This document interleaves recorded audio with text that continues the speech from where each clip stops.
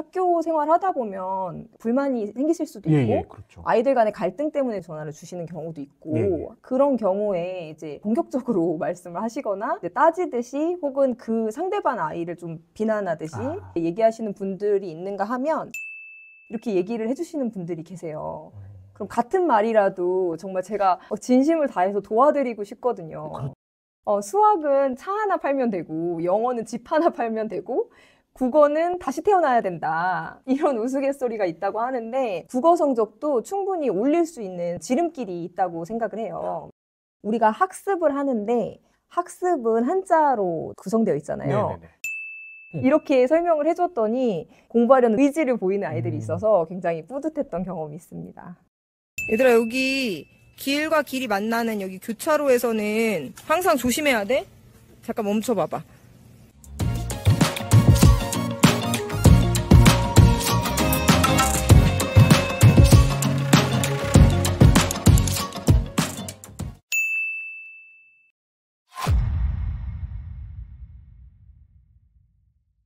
안녕하십니까. 실천할 수 있는 교육 정보만 드리는 가든 패밀리 브루스피드입니다. 여러분, 오늘의 가든 게스트는요, 오늘부터 초등 어휘왕의 저자이신 최선민 선생님을 모셨습니다. 안녕하세요. 안녕하세요. 시청자분들께 소개 한번 부탁드려도 될까요? 네, 안녕하세요. 저는 15년차 초등교사이자 초등학교 4학년, 2학년 남매를 키우고 있는 교사 최선민입니다.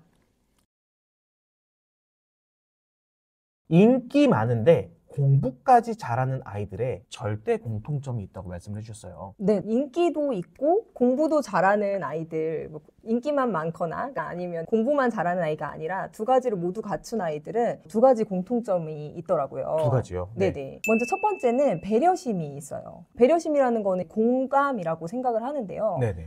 공감하는 것도 일종의 지능이라는 생각이 들어요.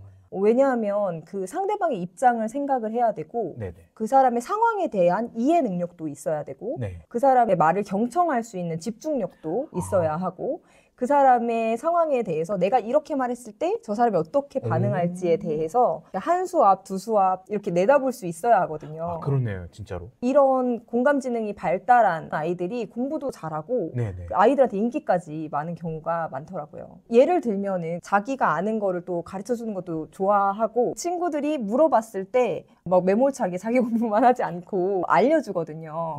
아시겠지만 공부할 때 다른 사람 가르쳐줄 때가 가장 메타인지가 작동이 되는 시기잖아요. 네, 내가 가르쳐주면서 배운다는 말이 있잖아요. 네네. 그때 가장 배움이 제대로 이루어지기 때문에 결국은 그 아이에게도 좋고 그래서 공부를 더 잘할 수 있고 친구들한테도 또 인기가 많아지는 이런 방법이 아닐까 하는 생각이 들어요. 두 번째 특징은요, 말을 예쁘게 한다는 특징이 있습니다. 말을 예쁘게요? 네네. 말을 예쁘게 하려면 마음씨도 물론 예뻐야 되겠죠. 그런데 어휘력도 풍부한 거예요.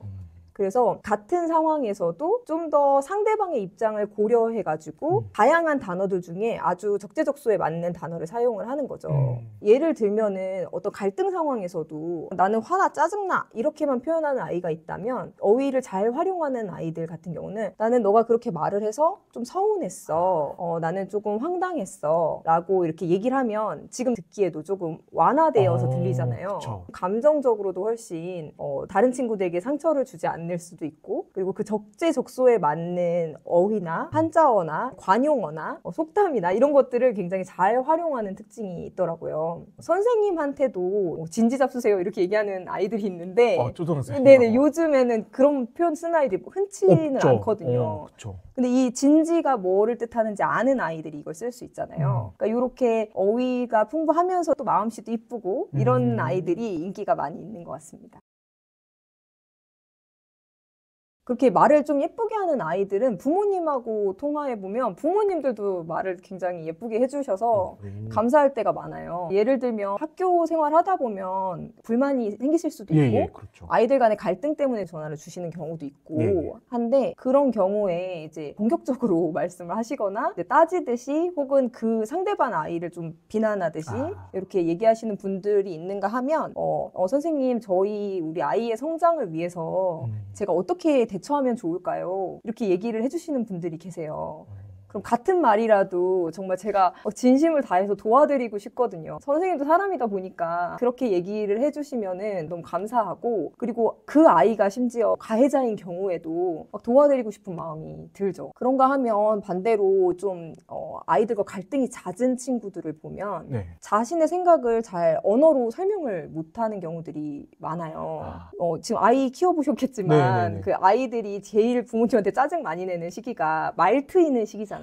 맞아요. 말을 이렇게 아이는 했는데 엄마가 못 알아듣거나 그럴 때 본인도 답답해서 화를 내는 경우들이 많은데, 초등학교 아이들도 자기의 언어 표현이 능숙하게 되지 않는 친구들이 친구와 갈등이 있고 오해가 생기고 그런 경우가 굉장히 많은 것 같아요. 철학자 비트겐슈타인이 언어의 한계가 자신의 세상의 한계다라고 얘기를 했는데, 저도 이 말에 너무 동감을 하고요. 아이들 어휘력의 한계가 사고력의 한계라는 생각이 듭니다. 제2외국어, 제3외국어까지 이렇게 여러 언어를 하는 사람들이 더 오픈마인드래요. 왜냐하면 언어를 배우는다는 건 그 문화를 이해해야지 된다는 거기 때문에 다양한 언어를 하는 사람들이 사고력이 확장된다. 이렇게 언어는 사고력과 직접적인 연관이 있는 것 같아요. 아이들 문해력, 어휘력 때문에 사실 공부를 시키시는데 그거 이상으로 아이들 생활, 공감 능력 이런 거에 다 직접적으로 연결된 게 어휘력이 아닌가 생각해요. 어휘 학습이 곧 사고력 확장인 것 같고, 어휘가 정말 중요한 것 같은데요. 이 어휘 학습에 대해서 사실 좀 막막하긴 해요. 어떻게 해줘야 될지. 수학은 차 하나 팔면 되고, 영어는 집 하나 팔면 되고, 국어는 다시 태어나야 된다. 이런 우스갯소리가 있다고 하는데, 그렇게 국어 성적을 향상시키는 건 어렵다는 편견이 있는 것 같아요. 그런데 사실은 국어 성적도 충분히 올릴 수 있는 지름길이 있다고 생각을 해요. 일단 지름길을 말하기 전에 정석을 말씀드리면, 네네. 정석은 독서, 많은 텍스트를 읽는 게 정석인데요. 시간이 굉장히 많이 투입되는 거잖아요. 단기 프로젝트여서 어휘력을 빠르게 향상을 시키려면 한자어를 공부하는 게 중요한 것 같아요. 한자어요? 네네. 사실 요즘에는 한자를 잘 안 쓰기 때문에 한자를 중요하게 생각을 하지 않으시는 분들도 많은데, 우리 말의 70%가 한자어로 되어 있잖아요. 그렇죠. 그러다 보니까 한자어를 공부하는 게 가장 빠르게 어휘력을 향상시킬 수 있고, 어휘력이 향상되면은 자연스럽게 문해력이 향상되거든요. 읽으면서 자연스럽게 무슨 내용인지 이해를 할 수 있으니까 문해력이 향상되면 국어 성적도 올릴 수 있는 바탕이 되기 때문에 어휘력, 그중에서도 이제 한자 어휘력 잡는 게 가장 중요한 것 같아요. 어휘력이나 독서력이 되지 않은 상태에서 논술학원 다니는 거는 조금 효과가 없다고 생각을 해요. 왜냐면 영어 공부할 때도 본인이 이제 좀 듣고 알아들을 수 있고 리딩이 되고 그럴 때 라이팅이 들어가야 그렇죠. 되는 거잖아요. 그런데 아는 단어도 없는데 너무 어릴 때부터 글쓰기를 들어간다든지, 아이가 충분한 인풋이 없고 어휘력이 부족한데 글을 쓰는 것은 별로 도움이 되지 않는 것 같아요. 예를 들면 글을 쓸 때 어떤 특정 문장이나 단어가 반복되는 게 좋지 않거든요. 그렇게 반복되는 문장들이 나오면 글이 좀 지루하게 느껴지거나 할 수가 있어서, 대체할 수 있는 다양한 단어들을 많이 아는 상태에서 글을 써야 글이 더 매끄럽고 부드러워지기 때문에 어휘력을 공부하는 게 우선인 것 같아요. 어떻게 하면 집에서 우리 부모님들이 아이들에게 쉽게 한자를 가르쳐 줄 수 있을까요? 한자를 가르치실 때 중요한 포인트가 있어요. 한자 자체를 가르치시는 게 아니라 한자는 언어의 감각을 익히기 위해서 가르친다는 게 핵심이거든요. 그래서 급수시험 준비하고 똑같이 따라 쓰고 하는 것도 물론 좋죠. 그런 것도 좋은데, 그거보다 더 관심을 가지셔야 되는 것은 언어의 감각을 키우는 거거든요. 그래서 언어의 감각을 키운다는 게 무슨 이야기냐면, 늙을노 이런 게 있으면 뭐 노인, 노약자, 경로석 이런 것들이 그 늙을노라는 거에서 나오는구나, 이런 느낌을 아이들이 알아야 되는 거예요.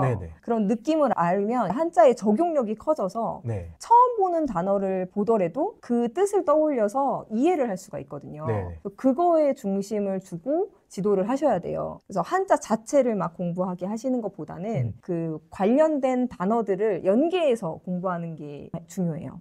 아직 한글을 제대로 못된 그런 아이들도 한자로 공부할 수 있나요? 네, 물론입니다. 제가 아까 말씀드렸듯이 한자 자체보다는 언어 감각이 중요하다고 말씀드렸잖아요. 그리고 아이들 학교 딱 입학하자마자 듣는 단어들이 한자어가 굉장히 많아요. 학교 자체도 한자어고요. 선생님, 급식실, 네. 그리고 들어가자마자 공수 인사 배울 텐데 공수 이런 것도 다 한자어잖아요. 네. 그래서 아이들이 한자를 배우는 게 한자 획순 이런 걸 배우는 게 아니라 그런 단어의 감을 익히면 되기 때문에 예를 들면 급식실에 그 식이 먹을 식이잖아요. 네, 네. 그럼 이게 음식, 급식, 뭐 이렇게 식이 들어간 거, 식량, 단식 이런 게 다 그 느낌을 알면 되는 거거든요. 고학년은 어떻게 해야 될까요? 저는 고학년에서도 쓰기까지는 그렇게 필요가 없다고 생각을 해요. 그러니까 물론 하면 좋지만 먼저 선행돼야 될 것은 이 언어 감각이고 그리고 고학년이 될수록 관련된 사자성어라든지 관련된 단어들의 수를 늘려가는 게 훨씬 더 중요한 것 같아요. 그리고 이제 좀 더 아이가 수준이 높아지면 사자소학이라든지 명심보감이라든지 너무 좋은 것들 많잖아요. 네네네. 그런 고전에서 지혜를 얻는 것도 추천을 드려요. 예를 들어서 공수라는 단어가 아이들이 처음 듣는 경우가 맞아요. 많아요. 입학했을 때 공수 인사를 하라 그러면 애들이 공수 인사가 뭔지를 몰라서 1학년이고 하니까 집중 못하는 경우들이 많은데 공수의 수가 손수다 알려주면은 그래서 딱 이렇게 공수하면은 바른 자세로 인사하고 바른 자세로 앉는 게 훨씬 더 아이들이 직관적으로 이해할 수 있더라고요. 그럼 선생님은 초등학생 자제분이 있으신데 어떻게 한자어에 대한 흥미 이런 걸 좀 가르쳐 주세요? 저는 이제 말로 좀 많이 설명을 해주는 편이에요. 네네. 예를 들면은 요즘에 저희 아이가 역사책 좀 많이 읽는 편인데 네네. 구석기 시대, 신석기 시대 이런 게 사실 우리들은 그렇게 어렵지 않지만 아이들은 좀 헷갈리거든요. 네네. 구석기 시대, 신석기 시대가 뭐가 앞인지도 헷갈리고 근데 이게 구석기 시대가 뭐를 뜻하는지 구가 더 오래전이라는 거 신석기 시대가 좀 더 가까운 거라는 거를 설명을 해주고 석이라는 게 돌석자다. 그래서 이 석이 들어간 것들을 단어들을 같이 얘기해 준다던가 뭐 타산지석 이런 사자성어를 같이 얘기해 준다던가 하면 이 석이 돌을 뜻하는구나 해서 전체적인 흐름을 알 수가 있는 거죠. 석과 관련된 다양한 단어들을 익힐 수 있고요. 그리고 의미 같은데 뜻이 다른 것들 이런 것도 설명을 해주는 편이에요. 네. 예를 들면 예약할 때 얘는 미리 예자잖아요. 그리고 또 예절할 때 얘는 예도 예자잖아요. 그러니까 이런 것들을 아이들한테 차이점을 설명을 해주려고 노력을 하는 편이에요. 왜냐면 제가 그 예도 예를 아이에게 설명을 해줬더니 제가 예약한다고 했더니 그게 예도 예냐고 물어보더라고요. 그거는 아니고 한자의 발음이 똑같지만 뜻이 다른 것들이 있다. 그래서 이렇게 비교해서도 이야기를 해주면 아이가 언어 감각을 익히는데 훨씬 도움이 되는 것 같아요. 그리고 사실 한자어를 공부하는 거는 국어뿐만 아니라 다른 과목에서도 굉장히 중요해요. 초등학교 3, 4학년부터는 교과가 다 세분화가 되면서 어휘도 굉장히 어려워지고 한자어가 많이 등장을 하는데 한자어를 설명을 해주면 아이들이 더 이해를 잘하게 되거든요. 예를 들면은 이제 3학년 때 분수가 나오는데 어른들에게는 어렵지 않지만 분수가 추상적인 개념이잖아요. 그렇죠. 아이들이 굉장히 어려워하는 단원 중에 하나예요. 근데 이 분수라는 말 자체도 아이들은 낯선데 이게 나눌 뿐이다 라고 얘기를 해주면서 그래서 나누는 거야. 4개로 나눈 것 중에 하나야. 3개로 나눈 것 중에 하나야. 라고 하면 아이들이 추상적인 개념이라서 어려운 것을 조금 더 구체적으로 이해할 수 있게 도와줄 수가 있고요. 똑같은 예로 분수 같은 경우도 분류를 예로 들자면 과학에서 분류를 하는 게 나와요. 근데 아이들이 분류라는 것도 어렵게 받아들이는 아이들이 있는데 이것도 나눌 뿐이야. 그래서 같은 것끼리 모아서 나누는 거야 하면 아이들이 훨씬 이해를 쉽게 하는 것 같아요. 그리고 제가 아이들한테 가르치거나 할 때 꼭 해주는 말이 있어요. 우리가 학습을 하는데 학습은 한자로 구성되어 있잖아요. 학은 배울 학, 습은 익힐 습이다. 그래서 배울 학은 선생님이 가르쳐줘서 너희들이 배우는 건데 습은 스스로 습득해야 되는 거다. 그래서 반드시 복습을 해야 되는 거다.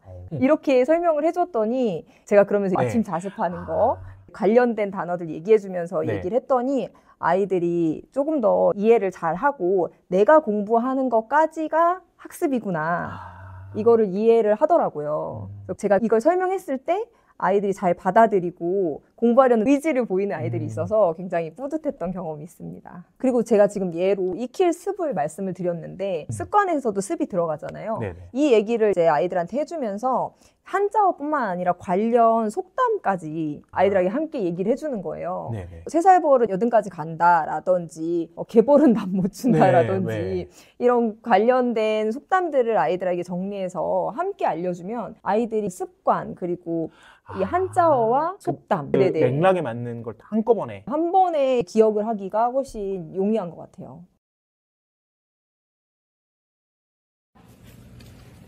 얘들아, 여기 길과 길이 만나는 여기 교차로에서는 항상 조심해야 돼. 잠깐 멈춰봐봐. 엄마가 퀴즈 하나 낼게. 교차로는 길과 길이 만나는 곳이지. 근데 이 길과 길이 만날 때 나오는 교차로의 교는 무슨 교일까?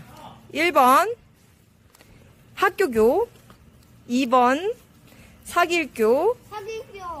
사길교? 왜 사길교라고 생각해요? 길이 만나니까 만나면 사귀는 거죠. 만나면 사귀니까. 근데 맞았어. 정답이에요. 정답이고요.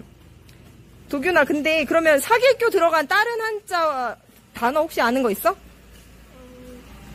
교환. 교환. 맞아. 만나서 바꾸는 거 교환.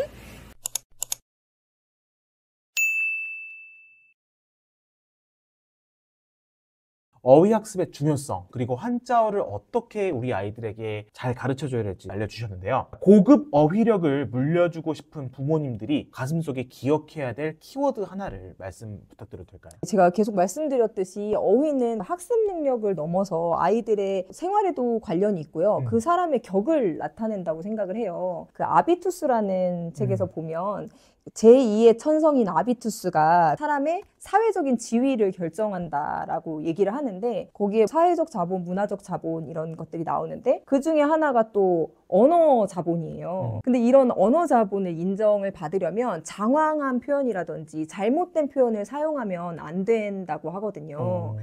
그래서 이런 적재적소에 맞는 어휘를 쓰는 것 이게 언어 자본에 해당하고 아이의 어떤 사회적 지위까지 결정할 수 있는 굉장히 결정적인 게 아닌가 하는 생각이 들고 우리 부모님들이 말씀하는 거를 듣고 아이들이 따라하기 때문에 우리 부모가 먼저 좋은 언어 습관을 아이들에게 본이 되었으면 좋겠습니다. 언어 자본 우리 부모님들이 먼저 같이 잘 물려주셔야 될 것 같습니다. 오늘 영상 어떠셨나요? 오늘 영상이 좋으셨다면 구독과 좋아요 부탁드리고요.